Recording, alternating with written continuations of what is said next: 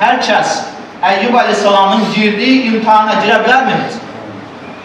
Adam deyir ki, Allah mənə Əyyub Peyğəmbərin səbrini ver. Sən nə istədiyini bilirsən?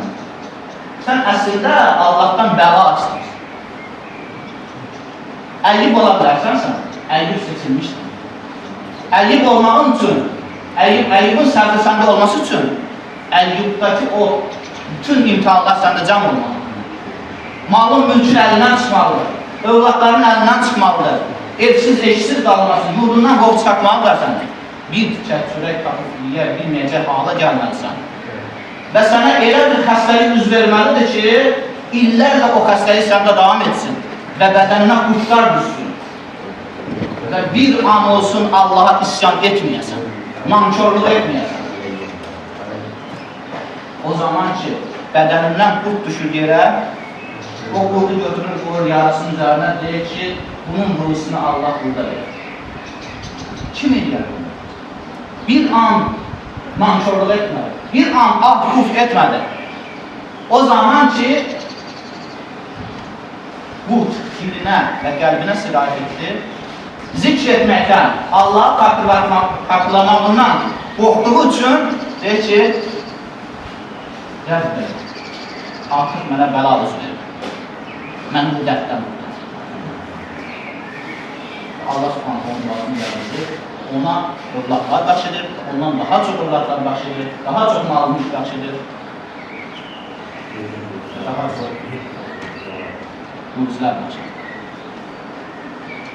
Ona görə biz İbrahimin aleyhisselamın başına gələnlərə özə bilmədik və digər peyğəmbərlərə. Həmçinin tabiinlərin gənclərindən, yetişməmiş gənclərindən biri.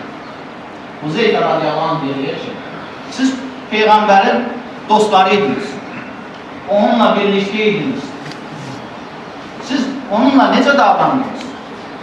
Huzeyfə radiyallahu anh deyir ki, biz ona hörmət edirdik. Onun əmirlərini yerinə yetirir, qadağan etdiyi şeylərdən çəkinirdik. Həmin o gənc deyir ki, yetişməmiş gənc. Deyir ki, siz elə bir şey etməmişsiniz ondan sonra. Heç bir şey etməmişsiniz. Biz olsaydık, Peyğəmbəri başımız üzərində gəlsinlər. Huzeyfə radiyallahu anh deyir ki, eləmi? Elə böyük danışma. Sən heç bəlaya məruz qaldın mı? Sən Peyğəmbərlə birlikdə olmağın nə demək olduğunu bilirsən mi? Bax, sənə deyir, bir hadisə danışır və başlayır Xəndək savaşından danışır. Və deyir ki, Xəndək savaşı idi, müşriklərin sayı 10.000-ə yaxın idi və bizim sayımız isə olduqca az idi. Və biz günlərlə Xəndək qazdıq, çox taqətsiz qaldıq, gücsüz qaldıq, yeməyə bir şeyimiz yox idi. Və Allah gecə elə bir külək göndərdi ki, soyuqlu bir külək. Soğuk. Elə şiddətli idi ki, donurduq və tərpənməyə bir halımız yox idi. Və Allah Resulü sallallahu aleyhi ve sellem dedi ki, kim gedər kafirlərdən mənə bir məlumat gətirərsə, cənnətdə mənimlə belə olacaq. Yəni, heç kimdən səs çıxmır. Görün necə bəlaya, imtihanın çəkinliyinə baxın. Nəticədə insan acizdir, dözülməzdir. Bəlalara, dözülməz bəlalara dözülməzdir. Orada Əbu Bəkirlər var idi, Osmanlar, Ömərlər, Əlilər, Əbu Zərlər var idi. Lakin heç birinin səsi çıxmış. İkinci dəfə yenə deyir, kim gedər onlardan mənə xəbər gətirərsə, cənnətdə mənimlə bu şəkildə olacaq. Heç kimdən səs çıxır. Üçüncü dəfə yenə səs çıxır. Və qaldır. Allah Rəsulullah deyir, baxdı gəldi deyir mənim yanıma və qaranlıq deyir, mənə doğru düzünü seçə bilmədi. Deyir, sən kimsən? Deyir, mənim Hüzeyfiyyə Rəsulullah. Deyir ki, get kafirlərdən mənə bir xəbər. Və birbaşa mənə dediyi üçün mən dedim ki, əmrənə müntəzirəm, baş üstə. Dedim və getdim deyir. O soyuqlu havada sanki de hamamda gedib gəldim.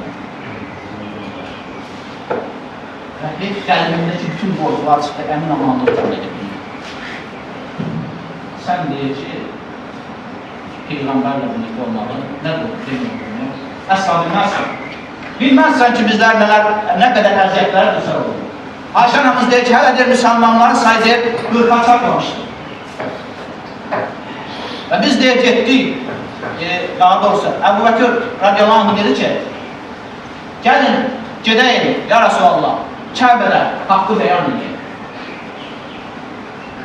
Və gedirlər, orada Əbu Bəkir başlayıb danışmaq. Əslində, Allah Rəsulü s.ə.v-in olduğu yerdə Əbu Bəkir danışmaq.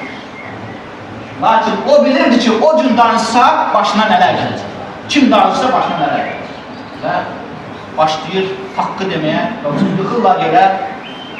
Yüzlərlə müşriklər, müsəlmanlar da sayı azdır, ayıra bilmirlər, qurtara bilmirlər, üstündə atılıb düşürlər, pis vəziyyətə salırlar, gözləri görünməz bir hala gəlir, aldan atılman içində olur. Amma nəticədə haqlıdır. Nəticədə haqlıdır. Gördü bir bırakırlar. Elə bunda görür. Onlar bax belə kişi, İslamı kişi kimi yaşadılar və kişi kimi dünyalarını yaşadılar. Ona görə də Allah'ın belə imtihanları var. İnsanın gücünün, taqətinin bitdiyi imtihandır.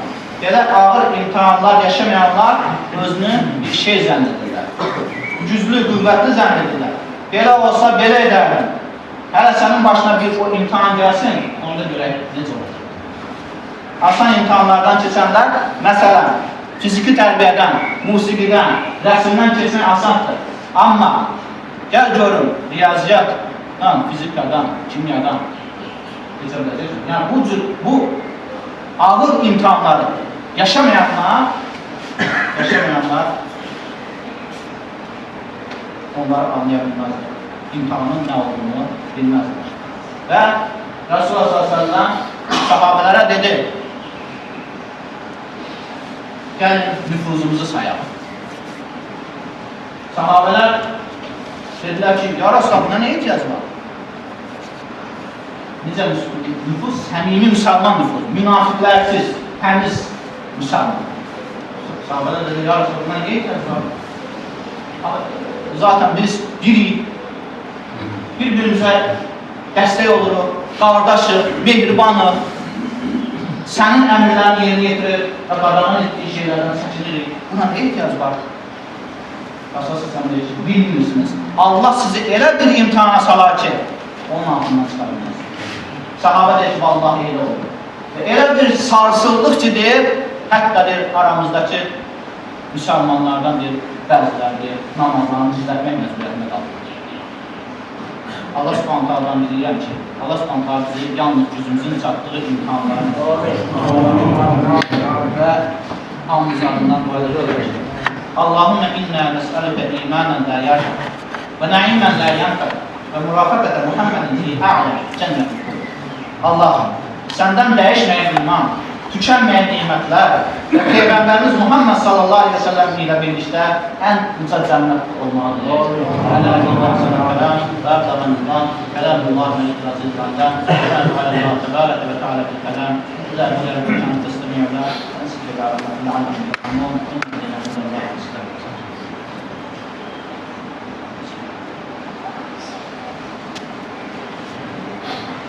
الحمد لله الذي حمد الكاملين والصلاة والسلام على رسولنا محمد الأمين وعلى آله وصحبه أجمعين تعظيما النبي وتكريما لصفيه فقال عز وجل من قائل مخبرا بامرا إن الله وملائكته يصلون على النبي يا أيها الذين آمنوا صلوا عليه وسلموا تسليما اللهم صل على محمد وعلى آل محمد كما صليت على إبراهيم وعلى آل إبراهيم إنك حميد مجيد اللهم بارك على محمد وعلى آل محمد كما باركت على إبراهيم وعلى آل إبراهيم إنك حميد مجيد إن الله يأمر بالعدل والإحسان وإيتاء